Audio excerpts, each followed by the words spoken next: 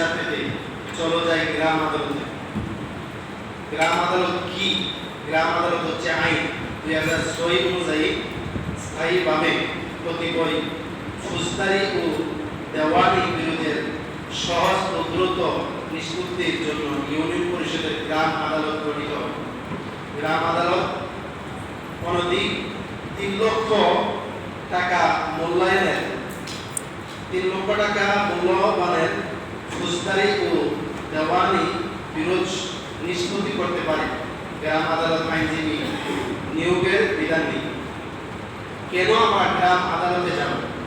গ্রাম আদালতে অল্প সময়ে স্বল্প খরচে এবং অতি সহজে বিরোধ ও বিবাদ নিষ্পত্তির সুযোগ রয়েছে।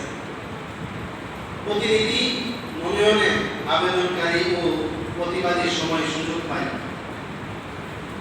পক্ষগণ নিজের কথা নিজের বলতে পারে, আইনজীবী দরকার হয় না। গ্রাম আদালতে সমঝোতার ভিত্তিতে বিরোধ নিষ্পত্তি হয়। এক বিরোধ থেকে অন্য বিরোধ সৃষ্টির সম্ভাবনা কম থাকে।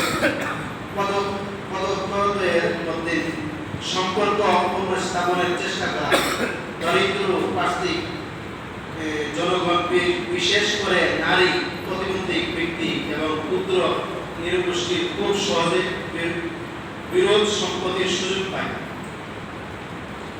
ফৌজদারি চুরি, দাঙ্গা, প্রতারণা, ঝগড়া বিবাদ, কোহল বা মারামারি, মূল্যবান সম্পত্তি আত্মসাৎ করা, অন্যায় নিয়ন্ত্রণ ও অন্যায় আটক, ভয়ভীতি দেখানো বা হুমকি দেওয়া, কোনো নারীর স্বাধীনতাকে অমর্যাদা বা অপমানের উদ্দেশ্য কথা বলা, অঙ্গভঙ্গি করা বা অন্য কোনো কাজ করা,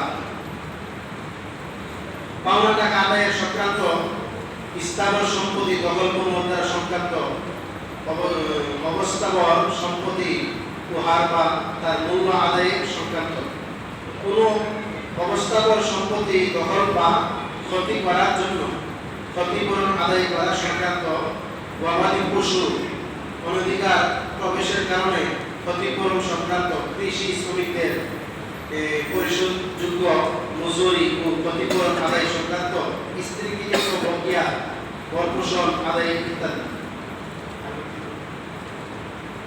এরপর দর্শন, খুন, অপহরণ, ডাকাতি, বহুবিবাহ, তালাক, অবিবাহ, দেড়মোহর, দাম্পত্য সম্পর্ক পুনরুদ্ধার, যৌতুক, নারী ও শিশু নির্যাতন, কোনো ঘটনায় রক্তপাত ঘটলে থাকলে স্থাবর সম্পত্তির স্থায়িত্ব অধিকার সংক্রান্ত।